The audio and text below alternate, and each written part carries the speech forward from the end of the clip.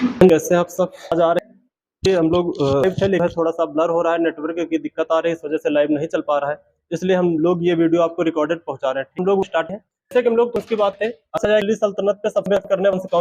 तो याद रखिएगा तुगलक वंश हुआ करता था। ठीक है, लंबे समय तक सब शासन करना ये तुगलक था। ये पूछा तुगलक वंश के संस्थापक थे, कोई आएगा गयासुद्दीन। ठीक है, क्वेश्चन है नहरों का निर्माण। ये आता है कि नहरों का निर्माण कराने वाला पहला शासक कौन था? तो ये याद रखिएगा गयासुद्दीन तुगलक थे, जिसको हम शॉर्टकट में जीएसटी बोल सकते हैं। ठीक है, गयासुद्दीन तुगलक थे। अगला क्वेश्चन आपके सामने है, तो तुगलकाबाद का जो शहर है वहां पे एक 56 कोट दुर्ग का निर्माण करवाया था। ये पूछा जाता है कि तुगलकाबाद शहर में 56 कोट दुर्ग का निर्माण किसने करवाया था? तो याद रखिएगा यही जीएसटी है, यानी गयासुद्दीन तुगलक ही है जिसने, गयासुद्दीन तुगलक ने जो है तुगलकाबाद शहर में 56 कोट दुर्ग का निर्माण करवाया था। इसको सभी लोग याद रखिएगा। ठीक है, अगला क्वेश्चन है, हाँ, हुनजू दिल्ली दुरस्त, ये गयासुद्दीन तुगलक से किसने कहा था? इस चीज को याद रखना। निजामुद्दीन औलिया ने कहा था, गयासुद्दीन से कहा था कि हुनजू दिल्ली अभी क्या है? दूर है। इसका अर्थ होता है कि दिल्ली अभी दूर है। ठीक है, हुनजू दिल्ली दुरस्त। और ये निजामुद्दीन औलिया ने कहा था। इसका कारण था कि उस समय जो निजामुद्दीन औलिया थे एक बहुत बड़े जो है संत टाइप के थे और दिल्ली में रहते थे। इनके पास पैसा भी बहुत ज्यादा था और माना जाता है कि दिल्ली के जितना अमीर वर्ग था, ये सारा का सारा दिल्ली का जितना भी अमीर वर्ग था, ये सारा का सारा इनके यहाँ बैठता था, यानी अमीरों का अड्डा हुआ करता था। तो गयासुद्दीन तुगलक को हमेशा एक चिंता रहती थी कि अगर हमारे खिलाफ बगावत की कहीं से भी आवाज आ सकती है तो वो है निजामुद्दीन औलिया का घर, क्योंकि जो दिल्ली शहर के बिगड़ैल बड़े से बड़े आदमी, हर टाइप के जो व्यक्ति होते थे, उन सब का अड्डा हुआ करता था निजामुद्दीन औलिया का घर। इस वजह से इन्होंने थोड़ा सा औलिया साहब को जो है चेतावनी, सतर्क रहिए, लोगों को मत बैठाइए, हमें ज्ञात है कि आपके यहाँ से कुछ जो है हमारे खिलाफ बगावत की कुछ साजिशें रची जा रही हैं। लेकिन अब जिसके पास जो सक्षम होता वो क्यों डरेगा? तब इन्होंने औलिया साहब ने निजामुद्दीन को जो है, इनको निजामुद्दीन औलिया ने गयासुद्दीन तुगलक को एक धमकी दी और इस समय ये बंगाल अभियान पे थे। तो इन्होंने कहा था कि दिल्ली अभी दूर है। तो इसको याद रखना कि गयासुद्दीन तुगलक से ये किसने कहा था कि दिल्ली अभी दूर है? तो याद रखिएगा निजामुद्दीन औलिया ने कहा था। ठीक है, अगला क्वेश्चन आपके सामने दिखाई दे रहा है। हाँ, ये 1325 के बाद, 1325 के बंगाल अभियान से लौटते समय, 1325 के बंगाल अभियान से लौटते समय लकड़ी के महल में दबकर गयासुद्दीन तुगलक की मौत हो गई थी। इस चीज को याद रखना कि गयासुद्दीन तुगलक की मौत कैसे हुई थी। तो 1325 था, वो बंगाल अभियान से लौटते समय लकड़ी के महल में दबकर हो गई थी। ये जो लकड़ी का महल था, ये इसके पुत्र जूना खां, यानी कि वही जूना खां जो अगला इसका उत्तराधिकारी बनेगा, जिसे बाद में मोहम्मद बिन तुगलक के नाम से जाना जाएगा। इसी ने इस लकड़ी के महल का निर्माण करवाया था। ठीक है, और कई इतिहासकारों का मत है इस महल का निर्माण करवाने में निजामुद्दीन औलिया का भी हाथ था। और इसी में जब दबकर गयासुद्दीन तुगलक की मृत्यु होती तो कई इतिहासकारों ने कहा यह एक निजामुद्दीन औलिया का रचा हुआ षड्यंत्र था। तो इस चीज को याद रखना कि अगर आपसे पूछा जाए गयासुद्दीन तुगलक की मृत्यु कैसे हुई थी, तो इसको आप सभी लोग याद रखिएगा कि लकड़ी के महल में दबकर हो गई थी। ठीक है, फिर अगला क्वेश्चन है, यह जो महल है मोहम्मद बिन तुगलक ने बनवाया था, इसको याद रखना। और यह मोहम्मद बिन तुगलक ये गयासुद्दीन तुगलक का पुत्र हुआ करता था। बचपन का नाम अगर पूछा जाए मोहम्मद बिन तुगलक का, तो याद रखिएगा इसका नाम जूना खां हुआ करता था। ठीक है, अगला क्वेश्चन है मोहम्मद बिन तुगलक के बचपन का नाम। ठीक है, मोहम्मद बिन तुगलक के बचपन का नाम जूना खां था। इसको आप सभी लोग याद रखिएगा। अगला क्वेश्चन है मोहम्मद बिन तुगलक, तो इसको दोस्त याद रखिएगा, मोहम्मद बिन जो तुगलक था, इसका जो शासन काल था 1325 से 1351 ईस्वी तक हुआ करता था। ये बहुत इंपॉर्टेंट है, कभी कभी शासन काल जरूर पूछता है, तो इसको याद रखना। जो एमबीटी था यानी मोहम्मद बिन तुगलक था, इसका शासन काल जो था 1325 से 1351 तक हुआ करता था। इसको सभी लोग याद रखिएगा। ठीक है, और इसको कई उपाधियां दी गई थी। ये अपने कार्यों की वजह से बहुत ज्यादा चर्चा में रहा है। हालांकि इसको बताया जाता है मध्यकालीन इतिहास का सबसे योग्य और सबसे पढ़ा लिखा शासक हुआ करता था। लेकिन एक चीज याद रखना कि जरूरी नहीं कि पढ़ा लिखा ही व्यक्ति हर काम में सफल हो। अकबर तो पढ़ा नहीं था, आज सभी को पता है अकबर तो बिल्कुल पढ़ा नहीं था, लेकिन उसे कभी ऐसे नामों से नहीं पुकारा गया जैसे मोहम्मद बिन तुगलक को पुकारा गया। ठीक है, और वो एक सफल शासक रहा, अपना सफल शासन काल उसने किया है। तो जरूरी नहीं कि अगर पढ़ा लिखा है तो एक सफल शासक या सफल व्यक्ति ही बने, इस चीज को भी जानते रहिएगा। ठीक है, तो आपसे पूछा जाएगा मोहम्मद बिन जो तुगलक था, इसकी उपाधियां कौन कौन सी थी, तो इसको आप सभी लोग याद रखेंगे। मोहम्मद बिन तुगलक की जो पहली उपाधि थी उसे आधा पागल कहा जाता था, इसे याद रखिएगा, इसे आधा पागल कहा गया। फिर इसे पूरा पागल कहा गया, इसे रक्तपिपासु भी कहा गया, ठीक है। अगला, और इसे मनिहारों का राजकुमार भी कहा गया। ये सारी इसकी उपाधियां हैं। और विरोधी तत्वों का मिश्रण कहा गया। तो दोस्त इसे आधा पागल क्यों कहा गया? आप सभी लोग बताएंगे कि इसे आधा पागल क्यों कहा गया है। कोई ना कोई तो वजह जरूर रही होगी। फिर इसे पूरा पागल क्यों कहा गया? फिर इसे रक्त पिपासु, क्या ये रक्त पीता था? क्या ऐसा माना जाता है ये रक्त पीता था, या फिर ऐसे क्या किया इसने जो इसे रक्त पिपासु की संज्ञा दी गई? यानी कि इसके जो किए गए कार्य थे, लोग कहते हैं ना, किसी को ज्यादा परेशान जो लोग करते हैं तो कहते हैं ना कि हमारे खून के प्यासे हो, तो ऐसे ही इसको उपाधियां दे दी गई थी, ठीक है। बढ़ते हैं आगे। फिर अभी इसके हम पढ़ेंगे कि क्यों इसे आधा पागल, पूरा पागल या रक्त पिपासु, ये सारी उपाधियां इसे क्यों दी गई। ये सारी चीजें अभी हम लोग डिस्कस करते हैं। आगे बढ़ते हैं मध्यकालीन इतिहास का, ठीक है। ये देखो, कहा गया कि मध्यकालीन इतिहास का जो सबसे पढ़ा लिखा शासक था वो मोहम्मद बिन तुगलक था। वो एमबीटी था, इसको याद रखना, मोहम्मद बिन तुगलक ही था। मध्यकालीन इतिहास का सबसे पढ़ा लिखा शासक था, इसको सभी लोग याद रखिएगा। फिर कहा जाता है इसके चाल असफल प्रयोग। इसने 4 ऐसे प्रयोग किए जो 4 के चारों असफल रहे, और यही कारण बना ये सब उपाधियां इसको देने का सबसे बड़ा जो कारण था इसके द्वारा किए गए उपयोग। ये 4 उपयोग हैं जो इसके द्वारा किए गए थे, इसी वजह से इसे उपाधियां मिली है रक्त पिपासु, आधा पागल। तो हम लोग देखते हैं कि इसके कौन से असफल प्रयास रहे, इस चीज को सभी लोग देखिएगा। सबसे पहला इसका जो प्रयास रहा है राजधानी परिवर्तन। ये बहुत ज्यादा इसके कार्य में फेमस हुआ। इसके कार्यकाल में राजधानी परिवर्तन यानी 1327 में इसने किया था। राजधानी जो थी दिल्ली से देवगिरी ले गया, ठीक है, दिल्ली से देवगिरी ले गया। इसका जो मानना था कि यहाँ पे जो दिल्ली के लोग हैं वो सही नहीं है, दिल्ली का जो माहौल है वो अच्छा नहीं है। इसकी कुछ ऐसी सोच थी। इस वजह से इसने जो अपनी राजधानी थी, इस वजह से इसकी जो राजधानी थी वो दिल्ली से देवगिरी, ठीक है, याद रखना, दिल्ली से देवगिरी ले जाता है। और देवगिरी जो थी उस देवगिरी का नाम बदलकर दौलताबाद रख दिया, ठीक है। अब आप सोचिए दिल्ली कितनी बड़ी जनसंख्या थी, और इसने एक फरमान जारी करता है, जो मोहम्मद बिन तुगलक था, इसने एक फरमान जारी किया और अपने फरमान में कहा कि दिल्ली का हर एक बच्चा, हर एक बूढ़ा, हर एक पुरुष, हर एक महिला, यानी कि दिल्ली को छोड़कर हमारे साथ जो है वो देवगिरी चलेगी, ठीक है। और देवगिरी का ही नाम इसने दौलताबाद रख दिया गया था। तो अब ये बताओ, उस समय कोई संसाधन नहीं थे, ट्रेन नहीं थे, और ना ही इतनी अच्छी कोई व्यवस्थाएं थी। अब यहाँ दिल्ली से जनता महाराष्ट्र देवगिरी के लिए पैदल रवाना होती है। साथ में इसने आदेश दिया कि यहाँ दिल्ली में कोई नहीं रहना चाहिए। तो बताते हैं कि 2 व्यक्ति थे, एक व्यक्ति हुआ करता था जो लंगड़ा था, पैरों से चल नहीं सकता था, और एक व्यक्ति था जो आंखों से देख नहीं सकता था। लेकिन इसने किसी को नहीं छोड़ा और उनसे बताया।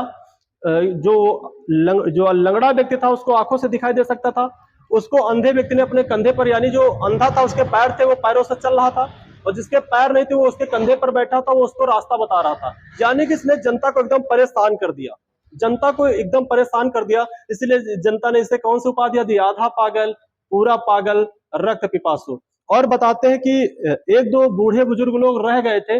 ये देवगिरी जाने के बाद आदेश दिया अपने सेनापतियों को कि आप लोग जाइए, जो लोग दिल्ली में रह चुके हैं उनको घोड़े से बांधकर दिल्ली से देवगिरी तक पैदल खींचते हुए लाइए। तो दोस्त, माना जाता है कि जो लोगों को यहाँ से सैनिकों ने बांध कर ले गए, उनके जो सैनिक बांध कर ले गए थे, वो सभी, यानी कि जब उनको बांध कर ले गए तो किसी का हाथ पहुंचा देवगिरी, किसी का पैर पहुंचा। अब रास्ते में ही वो सब क्या हो गए, रास्ते में ही रह गए। इसीलिए इसको ऐसी ऐसी संज्ञाएं दी गई। फिर दूसरा था वो सांकेतिक मुद्दे। इसको याद है, ये बहुत ज्यादा पूछा जाता है। सांकेतिक मुद्दे 1300 में कासे की नहीं हुई, इनको फैलाया। ये हुआ उल्टा, ये करना तो कुछ अच्छा चाहता था लेकिन वो अच्छा हुआ नहीं। जैसे इसने सांकेतिक मुद्रा जारी की, कासे की जो हुआ करती थी, लोगों ने घर में बनाना स्टार्ट कर दिया, जिससे इसको बहुत बड़ा नुकसान हुआ। जब लोग घर में बनाना स्टार्ट कर दिए तो जो मुद्रा का अवमूल्यन होना शुरू कर दिया। लोग किसी के यहाँ काम पे नहीं जा रहे। जब बहुत ज्यादा पैसा हो जाएगा तो कौन काम पे जाएगा? तो फिर इसे लगा यार हमने बहुत गलत किया। फिर इसने कासे के मुद्रा जो मुद्रा थी उसको बंद किया, और इसने आदेश दिया कि सभी कासे की मुद्रा है वो हम पास ले आओ, बदले से सोने की मुद्रा को ले। अब ये बंद होगी, तब आप सभी को जब कासे की मुद्रा लेकर बदले में से चांदी की मुद्रा दी जाएंगी तो नुकसान होगा कि नहीं होगा? इस वजह से ये लॉस में लगातार जा रहा। जितनी भी इसने काम किए सारे के सारे काम क्या हो रहे थे? उल्टे हो रहे थे, यानी भगवान ने इसका साथ नहीं दिया, ठीक है। अगला जो इसने काम किया था, नंबर 3, याद रखना, कराचील अभियान। इसको बहुत ज्यादा पूछा जाता है। कराचील अभियान ये हिमालय और चीन के क्षेत्र में पड़ता है। करालय यानी हिमालयी क्षेत्र में पड़ता है, इसको याद रखना, ठीक है। हिमांचल और चीन के क्षेत्र में पड़ता है। यहाँ पर उस समय दोस्त याद रखना मंगोलों के आक्रमण बहुत ज्यादा हुआ करते थे। मंगोलों के डर से इसने एक सेना एकत्रित की और उस सेना को स्पेशल मंगोलों के आक्रमण से दिल्ली की सुरक्षा के लिए इसने बनाई। ठीक है, दिल्ली की सुरक्षा के लिए इसने बनाई और वो सेना जो है हिमांचल यानी हिमालय पर्वत के आसपास लगा दी कि जिस रास्ते से मंगोल आए उनको रोकने में ये लोग कामयाब रहे। लेकिन होता क्या है, जिस समय इसने, और ये जो सेना थी इसको इसने 1 साल का एडवांस वेतन पहले दे दिया ताकि वो वहां से कोई उनको दिक्कत ना होने पाए और ये सेना यहाँ पे हिमालयी क्षेत्र में भेज देता है। लेकिन जिस समय इसने सेना को तैनात किया उस समय किसी मंगोल ने आक्रमण किया ही नहीं। और हिमालयी क्षेत्र में आपको पता है ठंड बहुत ज्यादा है और ठंड की वजह से यहाँ बहुत सारे सैनिक जो है मारे जाते हैं।